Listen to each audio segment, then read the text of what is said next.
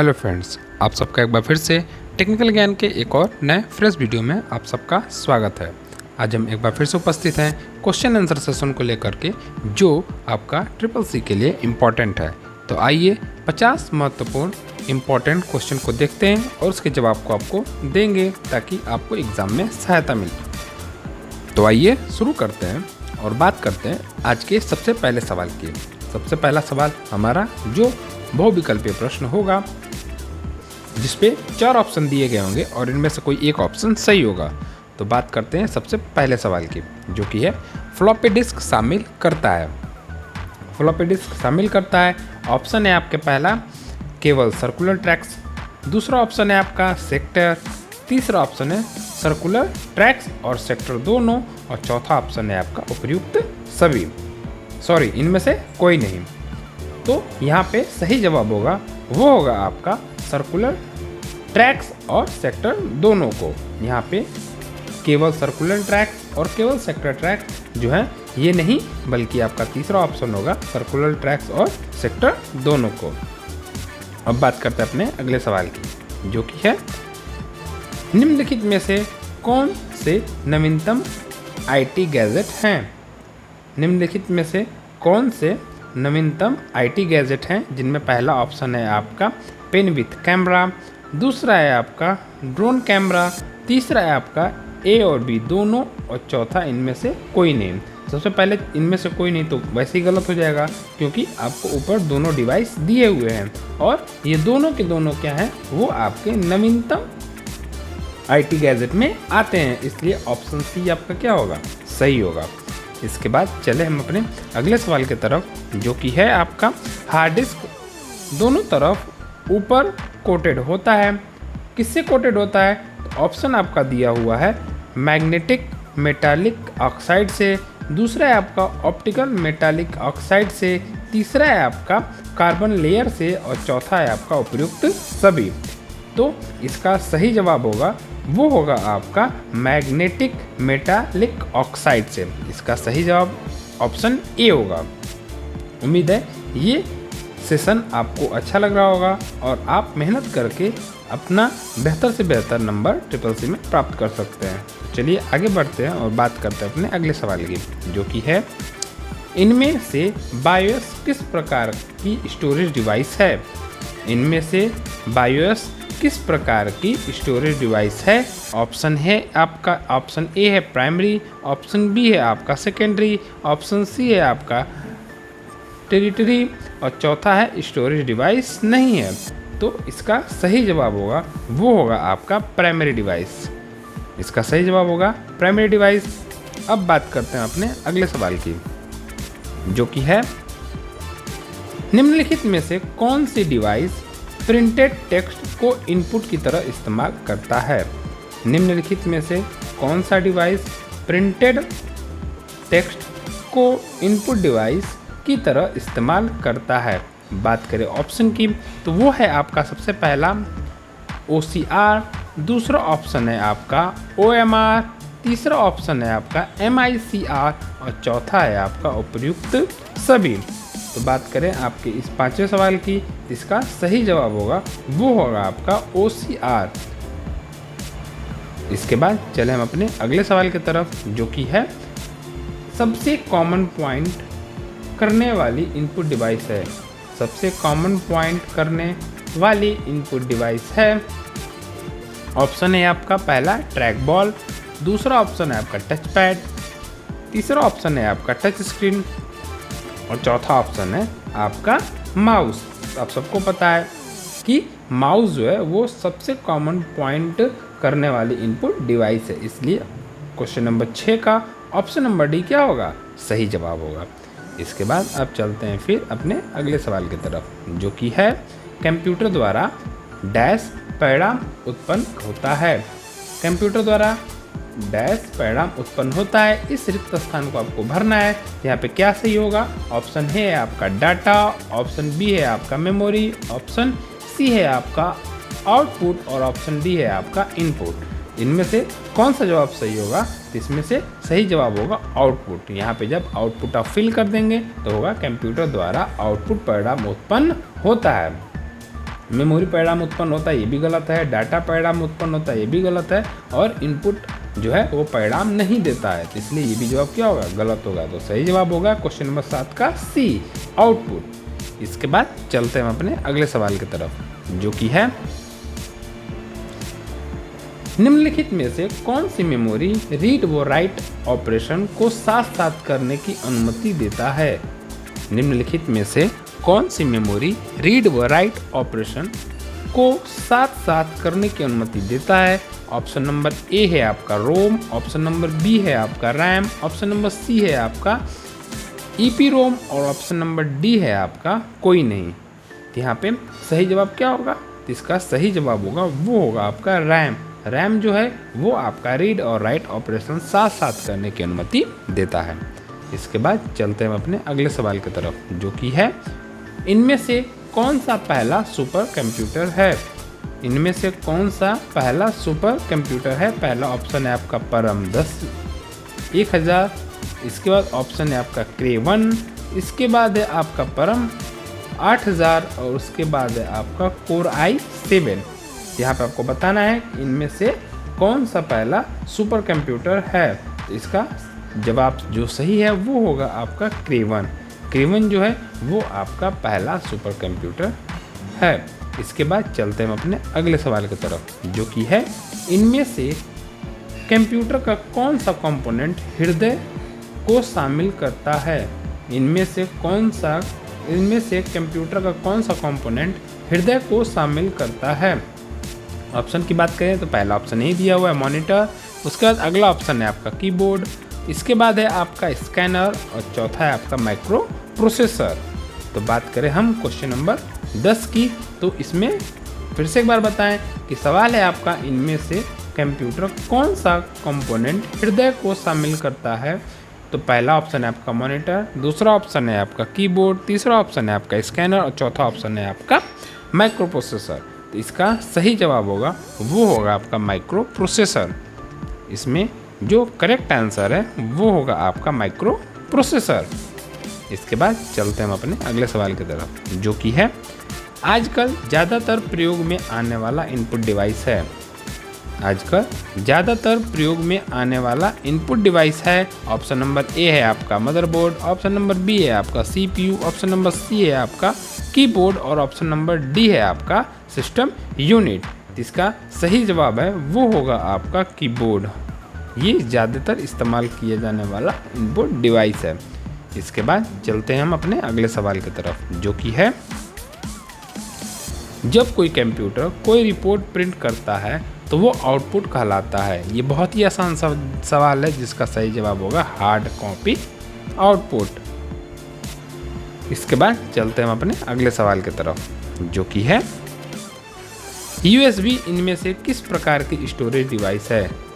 USB इनमें से कौन सी स्टोरेज डिवाइस है या किस प्रकार की स्टोरेज डिवाइस है। ऑप्शन नंबर ए है आपका प्राइमरी, ऑप्शन नंबर बी है आपका सेकेंडरी, ऑप्शन नंबर सी है आपका टर्टियरी और ऑप्शन नंबर डी है आपका इनमें से कोई नहीं। तो इसका सही जवाब होगा वो होगा आपका ऑप्शन नंबर सी, वो होगा आपका टेरिटरी। टेरिटरी USB जो है वो आपका टेरिटरी स्टोरेज डिवाइस है। इसके बाद बात करते हैं हम अपने अगले सवाल की, जो कि है हाई स्पीड मेमोरी प्रयोग होती है कंप्यूटर में। हाई स्पीड मेमोरी प्रयोग होती है कंप्यूटर में, तो कौन सी होती है। ऑप्शन नंबर ए है आपका रैम, ऑप्शन नंबर बी है आपका बायोस, ऑप्शन नंबर सी है आपका हार्ड डिस्क और ऑप्शन नंबर डी है आपका कैच। तो इसका सही जवाब होगा वो होगा ऑप्शन नंबर डी। कैश जो है वो आपकी हाई स्पीड मेमोरी होती है। इसके बाद बात करें हम अगले सवाल की, जो कि है आउटपुट डिवाइस संभव करती है। आउटपुट डिवाइस संभव करती है। ऑप्शन नंबर ए है आपका डेटा को देखना वो प्रिंट करना, ऑप्शन नंबर बी है आपका डेटा को स्टोर करना, ऑप्शन नंबर सी है आपका डेटा को इनपुट करना और ऑप्शन नंबर डी है इनमें से कोई नहीं। तो यहाँ पे सही जवाब होगा वो होगा आपका डाटा को देखना और प्रिंट करना। ये इसका करेक्ट आंसर होगा, क्योंकि आउटपुट डिवाइस डेटा को स्टोर नहीं करती है और डेटा को इनपुट भी नहीं करती है आउटपुट डिवाइस। तो इसका सही ऑप्शन क्या होगा, डेटा को देखना वो प्रिंट करना। उम्मीद है ये जानकारी आपको समझ में आई होगी। अगर ये क्लास अच्छी लगे तो और भी लोगों तक पहुँचाएँ जो CCC का कोर्स कर रहे हैं या जिनके एग्ज़ाम सितंबर में पढ़ने वाले हैं। इसके बाद बात करें अपने अगले सवाल की, जो कि है कंप्यूटर शब्दकोश के अंतर्गत सूचना का अर्थ है। कंप्यूटर शब्दकोश के अंतर्गत सूचना का अर्थ है। ऑप्शन नंबर ए है आपका केवल डाटा, ऑप्शन नंबर बी है आपका डाटा महत्वपूर्ण और समझने योग्य, ऑप्शन नंबर सी है आपका अल्फा न्यूमेरिक डाटा और ऑप्शन नंबर डी है आपका प्रोग्राम। तो इसका सही जवाब होगा वो होगा आपका डाटा महत्वपूर्ण और समझने योग्य। डाटा महत्वपूर्ण और समझने योग्य, डाटा इंपॉर्टेंट एंड अंडरस्टैंडेबल। इसका सही जवाब होगा वो होगा ऑप्शन नंबर बी। इसके बाद चलते हैं हम अपने अगले सवाल की तरफ, जो कि है प्रोसेस डाटा के सेट को कहा जाता है। प्रोसेस डाटा के सेट को कहा जाता है। ऑप्शन नंबर ए है आपका डेटा, ऑप्शन नंबर बी है आपका data processing, option number C है आपका डाटाबेस और ऑप्शन नंबर डी है आपका इंफॉर्मेशन। तो आपका जब डाटा सेट जो होता है, डाटा सेट को हम क्या कहते हैं, इंफॉर्मेशन कहते हैं, यानी ऑप्शन नंबर डी जो है वो आपका सही जवाब है। इसके बाद चलते हैं और बात करते हैं अपने अगले सवाल की, जो कि है इनमें से कौन सी इनपुट डिवाइस है। ऑप्शन नंबर ए है आपका प्लॉटर, ऑप्शन नंबर बी है आपका स्कैनर, ऑप्शन नंबर सी है आपका जॉयस्टिक और ऑप्शन नंबर डी है आपका लाइट पेन। यहाँ पे पेन छूट गया है, लाइट पेन। तो आपका इसमें सही जवाब होगा वो होगा आपका स्कैनर। सॉरी, इनमें से कौन सी आउटपुट डिवाइस है। यहाँ पे आउटपुट डिवाइस पूछा जा रहा है, तो यहाँ पे स्कैनर, जॉयस्टिक और लाइट पेन तीनों क्या है, ये तीनों जो हैं वो आपके इनपुट डिवाइस हैं और आपका प्लॉटर जो है ये आपका आउटपुट डिवाइस है। इसलिए ऑप्शन नंबर ए आपका क्या होगा, सही जवाब होगा। इसके बाद चलते हैं हम अपने अगले सवाल की तरफ, जो कि है गणना कार्य करने के लिए निम्नलिखित में से किसका उपयोग होता है। गणना कार्य करने के लिए निम्नलिखित में से किसका उपयोग होता है। ऑप्शन नंबर ए है आपका CPU, ऑप्शन नंबर बी है आपका माउस, ऑप्शन नंबर सी है आपका ALU और ऑप्शन नंबर डी है आपका CPU। इसमें सही जवाब होगा वो होगा आपका ALU। CU यानी कंट्रोल यूनिट का गणना में कोई कार्य नहीं होता है। माउस एक डिवाइस है और CPU पूरे सेट को कहते हैं और ALU यानी अर्थमेटिक लॉजिक यूनिट, आपका ALU जो होगा वो आपका क्या होगा, सही जवाब होगा। इसके बाद बात करते हैं अपने अगले सवाल की, जो कि है निम्न में से कोई भंडारण की सबसे बड़ी यूनिट है। निम्नलिखित में से कोई भंडारण की सबसे बड़ी यूनिट है। तो आइए ऑप्शन देखते हैं, जो कि है आपका पहला MB, दूसरा है आपका TB, तीसरा है आपका GB और चौथा है आपका KB। तो अगर हम इसको क्रम से करें, सबसे पहले आएगा इस क्रम में सबसे पहले आएगा आपका KB, दूसरे नंबर पे आता है आपका MB, तीसरे नंबर पे आता है आपका GB और चौथे नंबर पे आता है आपका TB। यानी आपका सबसे बड़ा डिवाइस क्या हो जाएगा, आपका TB, यानी ऑप्शन नंबर बी जो होगा वो आपका क्या हो जाएगा, करेक्ट आंसर हो जाएगा। क्योंकि आपका जो श्रेणी होता है वो होता है आपका KB, फिर आपका आएगा MB, फिर आपका आएगा GB, उसके बाद आता है आपका TB। यानी ये जो होता है आपका इन ऑप्शन में सबसे बड़ा डिवाइस, यानी ऑप्शन नंबर सबसे बड़ा मेमोरी यूनिट है, यानी ऑप्शन नंबर बी आपका क्या होगा, सही जवाब होगा। इसके बाद चलते हैं हम अपने अगले सवाल की तरफ, जिसके दो ऑप्शन यहाँ हैं, दो ऑप्शन अगले पेज पर हैं। सबसे पहले बात करते हैं सवाल की। सवाल ये है कि DVD पर आधारित है, DVD डैश पर आधारित है। ऑप्शन ए है आपका USB पेन तकनीकी, दूसरा है आपका ऑप्शन चुंबकीय डिस्क तकनीकी, तीसरा ऑप्शन है आपका केवल वीडियो संग्रह करने वाला माध्यम और चौथा है आपका ऑप्टिकल डिस्क तकनीकी। तो यहाँ पे सही जवाब होगा जो कि है सवाल आपका DVD डैश पर आधारित है, वो होगा आपका option number D. Option number D जो होगा वो आपका राइट आंसर होगा, जो कि होगा ऑप्टिकल डिस्क तकनीकी। यानी अब इसको हम कंप्लीट करें तो वो होगा आपका DVD ऑप्टिकल डिस्क तकनीकी पर आधारित है। इसके बाद चलते हैं हम अपने अगले सवाल की तरफ, जो कि है इनमें से डीवीडी में ज़्यादा डेटा स्टोर होता है। इनमें से डीवीडी से ज़्यादा डेटा, यानी यहाँ पूछ रहा है कि डीवीडी से ज़्यादा डेटा इन दिए गए ऑप्शन में किस में सबसे ज़्यादा होता है। तो आपके ऑप्शन एक बार देख लें। इसमें पहला है आपका सीडी रोम, दूसरा है आपका फ्लॉपी डिस्क, तीसरा है आपका ब्लू रे डिस्क और चौथा है आपका रेड रे डिस्क। तो यहाँ पे आपका सही जवाब होगा वो होगा आपका ऑप्शन नंबर सी, ब्लू रे डिस्क जो है वो डीवीडी से ज़्यादा क्या करता है, आपका डेटा स्टोर करता है। इसके बाद चलते हैं अपने अगले सवाल की तरफ, जो कि है निम्नलिखित में से किस मेमोरी को एक्सेस करने में सबसे कम समय लगता है। निम्नलिखित में से किस मेमोरी को एक्सेस करने में सबसे कम समय लगता है। ऑप्शन नंबर ए है आपका cache memory, option number B है आपका मैग्नेटिक बबल मेमोरी, तो ऑप्शन नंबर सी है आपका मैग्नेटिक कोर मेमोरी और ऑप्शन नंबर डी है आपका रैम। तो यहाँ पे सबसे सही जवाब होगा वो होगा option number A, cache memory. इसके बाद चलते हैं अपने अगले सवाल की तरफ, जो कि है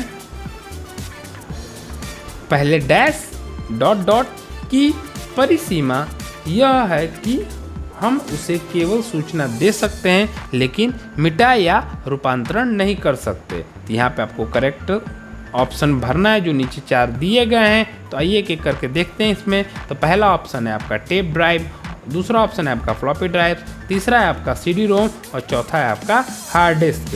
तो यहाँ पे सही जवाब होगा वो होगा आपका सीडी रोम। अब यहाँ पे सीडी रोम आप लिख दो, ऐड कर देंगे तो होगा सीडी रोम की परिसीमा यह है कि हम उसे केवल सूचना दे सकते हैं लेकिन उसे मिटा या रूपांतरण नहीं कर सकते। इसके बाद चलते हैं अपने बहुविकल्पी क्वेश्चन के आखिरी सवाल पे, जो कि है इंडिया का पहला सुपर कंप्यूटर का नाम है। इंडिया का पहला सुपर कंप्यूटर का नाम है, जिसमें ऑप्शन पहला दिया हुआ है वो है आपका सागा 220, दूसरा है आपका परम 8000, तीसरा है आपका एनिएक, चौथा है आपका परम 6000। तो यहाँ पे इसका सही जवाब होगा वो होगा आपका परम 8000, भारत का पहला सुपर कंप्यूटर।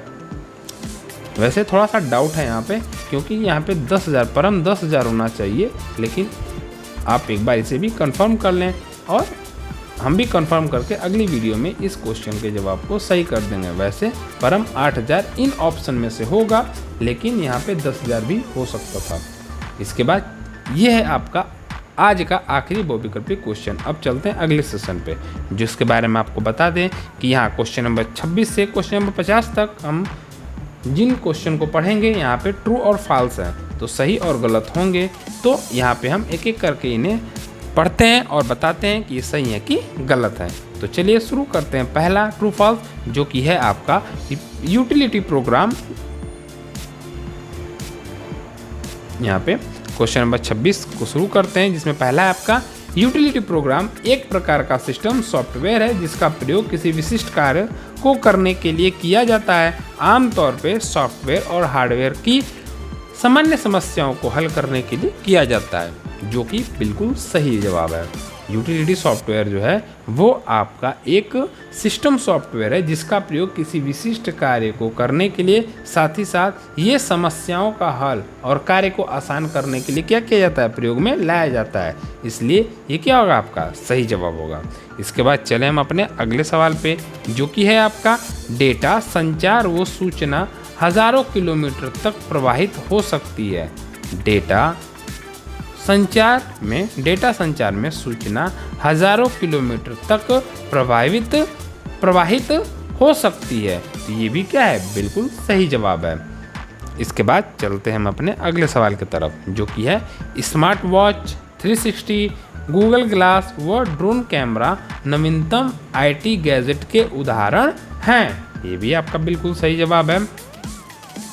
इसके बाद चलते हैं हम अपने अगले सवाल की तरफ, जो कि है हम प्रिंट प्रीव्यू के सभी पृष्ठों पर जा सकते हैं।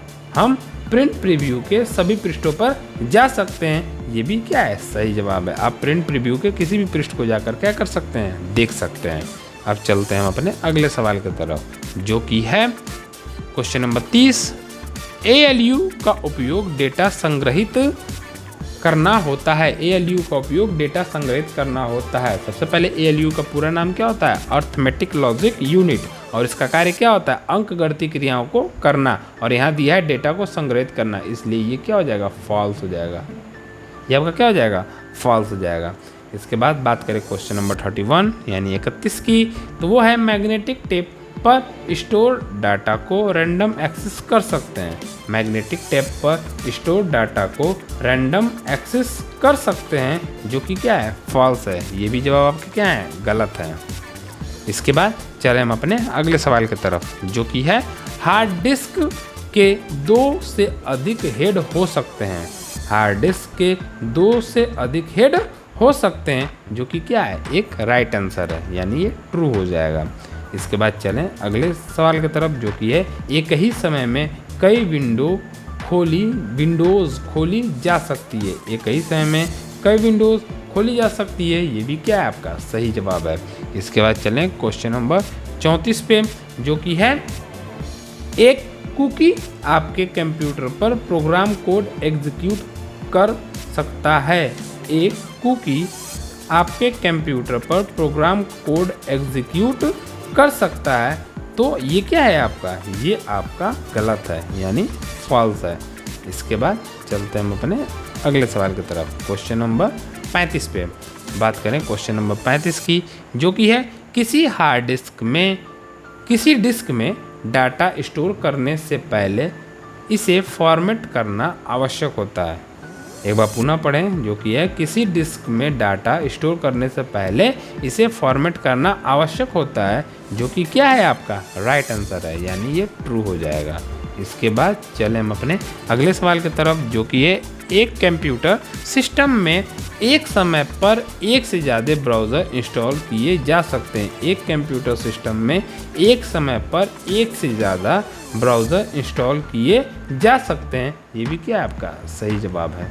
इसके बाद चलते हैं हम अपने अगले सवाल की तरफ, जो कि है एक ALU के पास CPU मेमोरी बोर्ड डिवाइस पर पावर प्लग होता है। एक ALU के पास CPU memory board device board power plug होता है, तो ये क्या है आपका? ये आपका गलत जवाब है, यानी फॉल्स हो जाएगा। इसके बाद चलें क्वेश्चन नंबर 38 पे, जो कि है आपका प्राइमरी मेमोरी सेकेंडरी मेमोरी की तुलना में ज़्यादा स्टोरेज क्षमता रखता है। प्राइमरी मेमोरी सेकेंडरी मेमोरी की तुलना में ज़्यादा स्टोरेज क्षमता रखता है, जो कि क्या है? गलत जवाब है। इसके बाद चले हम अपने अगले सवाल की तरफ, जो कि है ALU CPU का भाग है। ALU CPU का भाग है, जो कि क्या है? एक राइट आंसर है। इसके बाद चलें हम अपने अगले सवाल की तरफ, जो कि है एक एप्लीकेशन जो डेटा प्राप्त करता है क्लाइंट एप्लीकेशन कहलाता है, तो ये जो है आपका क्या है? ट्रू ऑप्शन है। अब बात करते हैं अपने अगले सवाल की, यानी क्वेश्चन नंबर 41 यानी 41 की। अब बात करते हैं कोई मेमोरी चिप 100 KB तक स्टोर कर सकता है। कोई मेमोरी चिप 100 KB तक स्टोर कर सकता है, यानी लगभग 1 लाख बाइट तक डाटा होल्ड कर सकता है। एक बार पुनः बताएं, दिया हुआ है कोई मेमोरी चिप 100 KB तक स्टोर कर सकता है, यानी लगभग 1 लाख बाइट तक डाटा होल्ड कर सकता है, जो कि क्या है? आपका सही जवाब है। तो ये क्या हो जाएगा? आपका ट्रू हो जाएगा। इसके बाद चलते हैं हम अपने अगले सवाल की तरफ, जो कि है आपका क्वेश्चन नंबर 42। वो है आपका 110101 का डेसिमल समकक्ष 107 होगा। तो सबसे पहले आप देखें, दिया है अंक आपका 110111, जो कि क्या है? बाइनरी नंबर में है, और इसका डेसिमल जो है वो आपका 107 के समकक्ष होगा, जो कि क्या है? आपका बिल्कुल सही है। इसके बाद चलते हैं हम क्वेश्चन नंबर 43 पे, जो कि है वीडियो इनपुट और आउटपुट दोनों डिवाइस के लिए प्रयोग की जा सकती है। वीडियो इनपुट तथा आउटपुट दोनों डिवाइस के लिए प्रयोग की जा सकती है, जो कि क्या होगी? ये भी एक सही जवाब होगा। इसके बाद चलते हैं हम अपने अगले सवाल की तरफ जो कि है 44। वो है आपका रैम मेमोरी अपरिवर्तनशील मेमोरी है। रैम मेमोरी अपरिवर्तनशील मेमोरी है जो कि क्या है, गलत जवाब है। रैम में आप परिवर्तन कर सकते हैं, ये अपरिवर्तनशील मेमोरी नहीं है। इसके बाद चलते हैं हम अपने अगले सवाल की तरफ जो कि है टेक्स्ट एडिटर किसी टेक्स्ट फाइल को क्रिएट, मॉडिफाई यानी परिवर्तित एवं स्टोर करने के लिए प्रयोग किया जाता है, जो कि क्या है आपका सही है जवाब। ये जवाब आपका क्या है, सही है। इसके बाद चलें क्वेश्चन नंबर 46 पे जो कि है 1 किलोबाइट में 1024 बाइट होते हैं। 1 किलोबाइट में 1024 बाइट होते हैं, ये भी जवाब आपके क्या है, सही है। इसके बाद चलें क्वेश्चन नंबर 47 पे जो कि है एकल बिट द्वारा आप कोई भी दो अलग वस्तुओं का प्रतिनिधित्व कर सकते हैं। एकल बिट द्वारा आप कोई भी दो अलग वस्तुओं का प्रतिनिधित्व कर सकते हैं, तो ये क्या है आपका गलत जवाब है। ये आपका गलत जवाब है। एक बिट द्वारा आप कोई अलग दो वस्तुओं का प्रतिनिधित्व नहीं कर सकते। इसके बाद आपका क्वेश्चन नंबर 48वां है जो कि है कुशलता बढ़ाने के लिए सर्वर आमतौर पर अनुरोधित फाइलों को मेमोरी में कैश में संग्रहित करते हैं। कुशलता बढ़ाने के लिए सर्वर आमतौर पर अनुरोधित फाइलों को मेमोरी में कैश में संग्रहित करते हैं, जो कि क्या है आपका सही जवाब है। इसके बाद चलें हम अपने अगले सवाल की तरफ जो कि है आपका क्वेश्चन नंबर 49। वह है आपका सिस्टम बस का प्रयोग सीपीयू के केंद्रीय स्विच को जोड़ने के लिए किया जाता है, ये आपका सही जवाब होगा। इसके बाद चलें आज के आखिरी क्वेश्चन पे जो कि है माउस। एक माउस में ठीक 3 बटन होते हैं, तो ये भी क्या है आपके सही जवाब है। आपका एक माउस कुछ इस प्रकार से होता है जिसमें आपको 3, ये आपका लेफ्ट राइट ये राइट, ये आपका लेफ्ट और यहाँ पे बीच में भी एक व्हील होता है जिसको क्लिक करने में भी एक क्या होता है बटन होता है। तो ये आपका पहला, दूसरा और ये आपका क्या होता है तीसरा की होता है। तो ये आपका जवाब क्या हो गया, सही हो गया। तो ये थी आज की जानकारी CCC पे आधारित। उम्मीद है ये क्लास आपको अच्छी लगी होगी और बेहतर तरीके से समझ में आई होगी। इसको और बेहतर तरीके से जानने के लिए ज़रूरी है कि आप कितना ज़्यादा अध्ययन करते हैं। आप जितना ज़्यादा अध्ययन करेंगे ये चीज़ें आपको उतनी ही आसानी से समझ में आएंगी। अगर अध्ययन बेहतर नहीं होगा तो आपको ये चीज़ें समझ में नहीं आएंगी और इतनी आसानी से आप इनका जवाब भी नहीं दे पाएंगे। इसलिए क्लास से जुड़ने से पहले आपका अध्ययन भी बहुत ज़्यादा मैटर करता है। इसलिए ज़्यादा से ज़्यादा अध्ययन कीजिए और ज़्यादा से ज़्यादा प्रैक्टिस सेट को क्या कीजिए, सॉल्व कीजिए, ताकि आप CCC के एग्ज़ाम में एक अच्छा नंबर स्कोर कर सकें। उम्मीद है ये जानकारी आपको समझ में आई होगी। मिलते हैं अगले वीडियो में एक और नई जानकारी के साथ। तब तक के लिए आप सभी का बहुत बहुत धन्यवाद। घर पे रहें, सुरक्षित रहें।